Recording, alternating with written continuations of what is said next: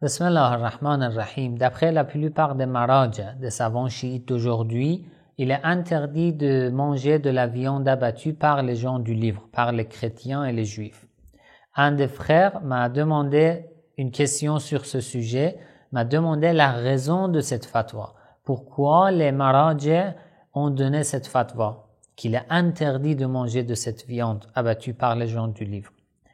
Il faut savoir qu'il y a deux opinions tout à fait différentes parmi les savants chiites. Depuis l'occultation de l'imam Mahdi ajallahu ta'ala farajahu sharif jusqu'à maintenant. Il y a une minorité parmi les savants chiites, comme al-Shaykh al-Sadour dans son livre Al-Hidayah wal-Mughni, comme Ibn Junayd, Ibn Abi Aqil, Muhaqqiq al-Ardebili, Shahid al-Thani, Muhaqqiq al-Sabzawari et Fadil al-Miqdad. Ces 7 savants qui sont une minorité parmi les savants chiites, ils croyaient qu'il est autorisé de manger de la viande abattue par les gens du livre, qu'il n'y a pas de problème. Et parmi eux, certains croyaient qu'il est tout à fait autorisé et certains, comme al-Shaykh al-Sadour, croyaient qu'il est autorisé à condition que ce chrétien ou ce juif, quand il veut égorger par exemple ce mouton, quand il veut égorger, il doit prononcer le nom de Dieu. Voilà, c'est une seule question pour que la viande abattue par les gens du livre devienne autorisée et licite. Voilà. Mais leur preuve, quelle est leur preuve? Dans le Coran, il y a quelques versets coraniques sur ce sujet. Par exemple, dans la sourate Al-An'am, versets 118 et 121. Dans le premier verset, Allah dit « Fakulu mimma dhukira smullahi alayhi » Mangez de ce sur quoi il est prononcé le nom de Dieu. Alors, ils disent, cette minorité, ils disent, bon, si les gens du livre, quand ils veulent égorger, ils prononcent le nom de Dieu, donc cette viande devient licite et halal, il n'y a pas de problème. Car dans ce verset, Allah n'a pas précisé les musulmans. Allah dit « Kulu mimma dhukira smullahi alayhi » Mangez de ce sur quoi il est prononcé le nom de Dieu, soit par un musulman, soit par un non-musulman. Il n'y a pas de problème. Il n'y a pas de différence, car Allah n'a pas précisé les musulmans. Et dans l'autre verset, la sourate Al-An'am, verset 121, Allah dit « La ta'kulu mimma lam yudhkar ismullahi alayhi » Ne mangez pas de ce sur quoi il n'est pas prononcé le nom de Dieu. Voilà, c'est tout. Ce qui est important, d'après cette minorité, les savants chiites, ce qui est important, c'est la prononciation du nom de Dieu lors de l'égorgement. Voilà, c'est tout. Et dans un autre verset, la sourate Al-Ma'ida, verset 5, Allah dit « Ta'amul ladhina utul kitab hillun lakum » Il vous est permise la nourriture des gens du livre. Voilà. Alors, ce sont 3 preuves coraniques de la part des savants chiites qui croient qu'il est autorisé de manger de la viande abattue par les gens du livre. Et parmi les hadiths aussi, il y a à peu près 20 hadiths de la part des imams alayhimus salam qui autorisent de manger de la viande abattue par les gens du livre à condition qu'ils prononcent le nom de Dieu lors de l'égorgement. Voilà. Si vous voulez regarder ces hadiths, vous pouvez regarder le livre Wasa'il al-Shi'a de Cheikh Al-Hurr al-Amili, volume 24, page 61. Il y a à peu près 20 ou 25 hadiths sur ce sujet qui autorisent de manger de cette viande. Voilà, ce sont les preuves des savants chiites qui autorisent de manger de la viande abattue par les gens du livre. Mais pourquoi la majorité des savants chiites interdisent? Pourquoi ils considèrent cette viande comme illicite? Quelle est leur preuve? Quelles sont leurs preuves? Alors, premier point, pour les savants chiites qui croient qu'il est interdit. D'abord, ils disent que le verset coranique qui dit « Ta'amul ladhina utul kitab hillun lakum » il vous est permise la nourriture des gens du livre, la majorité des savants chiites croient que ce verset ne parle pas de la viande. Ce verset parle des nourritures sauf la viande. Voilà. Pourquoi? Quelle est leur preuve? Pourquoi ils interprètent ce verset de cette manière? Ils ont des preuves dans les hadiths. Et aussi, ils disent فَكُلُوا مِمَّا ذُكِرَ اسْمُ اللَّهِ عَلَيْهِ, mangez de ce sur quoi il est prononcé le nom de Dieu. Ils disent que même si Allah n'a pas précisé les musulmans, par les musulmans, mais il faut prendre en compte que la prononciation du nom de Dieu doit être par un musulman, pas un des gens du livre. Alors, quelles sont leurs preuves dans les hadiths? Vous pouvez regarder les hadiths dans le livre Wasa'il al-Shi'a, volume 24, ça commence à partir de la page 52.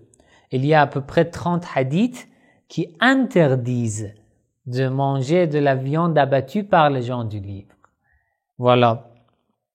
Il y a un chapitre, Bab tahrim dhaba'ih ahl al-kitab, sawa'un sammaw alayha am lam yusammaw. Un chapitre concernant l'interdiction de manger de la viande abattue par les gens du livre ou en général par les non-musulmans, même s'ils prononcent le nom de Dieu. Même s'ils prononcent, il est tout à fait interdit d'en manger. Alors, dans ce chapitre, Al-Hurr al-Amili, il rapporte à peu près 30 hadiths sur l'interdiction de manger de cette viande. Les imams alayhimus salam ont dit qu'il est interdit de manger de la viande abattue par les gens du livre. Alors, maintenant, vous savez qu'il y a deux groupes de hadiths. Un groupe de hadiths qui disent qu'il est autorisé d'en manger et un autre groupe de hadiths qui disent qu'il est interdit. Alors, qu'est-ce qu'on doit faire? Quel groupe on doit préférer? Quel groupe? Il faut prendre un groupe de hadiths et abandonner l'autre. Un groupe qui dit il est autorisé, un autre groupe de hadiths qui dit qu'il est interdit. Si je prends le premier groupe, je dois abandonner le deuxième groupe. Mais pour préférer un groupe de hadiths, il faut des preuves. La chaîne de la transmission, analyser le contenu des hadiths, comparer le contenu des hadiths de ces deux groupes avec les versets coraniques pour voir lesquels sont confirmés par les versets coraniques, vous voyez, et encore analyser les narrateurs qui sont mentionnés dans toutes les chaînes de transmission de ces hadiths. Voilà, il y a plusieurs étapes à faire pour pouvoir préférer un groupe et abandonner un autre groupe de hadiths. Vous voyez? Et ça, c'est la responsabilité d'un marja, d'un savant, d'un expert, un expert dans le hadith, un expert dans Ar-Rijal, la biographie des narrateurs de hadith, un expert dans l'histoire des hadiths, un expert dans Fiqh al-Hadith, la compréhension du hadith, un expert dans Fiqh al-Lugha, un expert dans la littérature arabe pour comprendre les mots, un expert dans l'interprétation du Coran pour pouvoir comparer ces hadiths avec le contenu coranique. Voilà. Donc, ça, c'est la responsabilité d'un marja.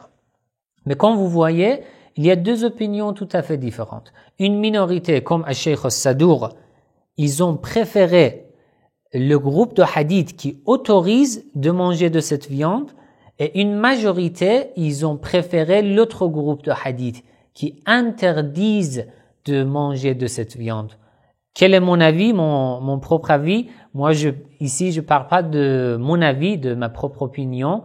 Ça ne sert à rien. Pour vous, ce qui est important, c'est de savoir l'opinion de votre marja. Voilà. Mais juste, c'était un résumé. Je veux pas entrer dans les détails.